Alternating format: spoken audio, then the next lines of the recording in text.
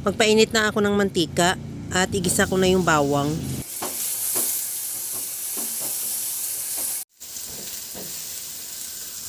Igisa ko na rin yung sibuyas.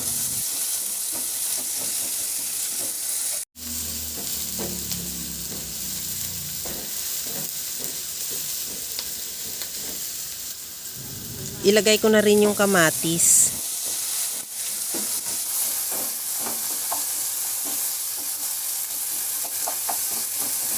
Okay na tong kamatis, ilagay ko na yung manok. Bali 1 kilong manok na hiniwa ko lang ng pa-serving cut. Ihalo lang hanggang sa mag-iba na ang kulay ng manok o maglabas na siya ng sarili niyang mantika.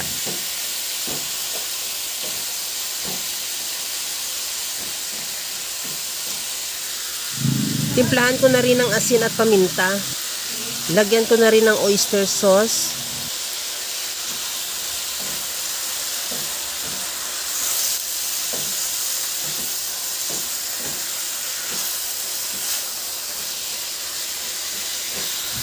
Ilagay ko na yung sayote at carrots.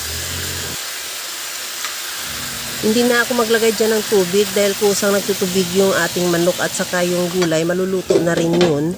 At takpan ko na rin hanggang sa maluto yung sayote at carrots at the same time yung manok.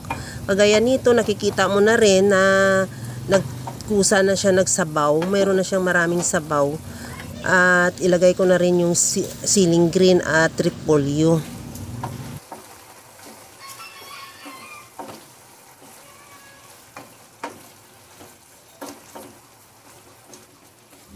Takpan ko muna para maluto lang din yung repolyo, pero wag mo siyang hayaan na ma-overcook para mas may crunchiness pa yung repolyo, mas masarap.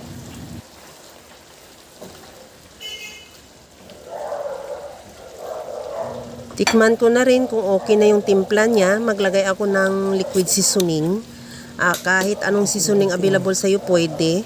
At isunod ko na rin ilagay yung sesame oil. Optional kung ayaw mo maglagay ng sesame oil, pwede, pero recommended ko siya dahil napakasarap talaga niya at lalong-lalo na talagang wala tayong nilagay na tubig, sariling sabaw ng manok at ng gulay yung sabaw natin. At okay na to, ready to serve na. Kaya mga kalasa, kung nagustuhan mo yung ating video, please like na lang at paki-share na rin sa inyong mga friends. At kung bago ka pa lang sa aking channel, subscribe na at i-click mo na rin ang bell button para sa mga notification.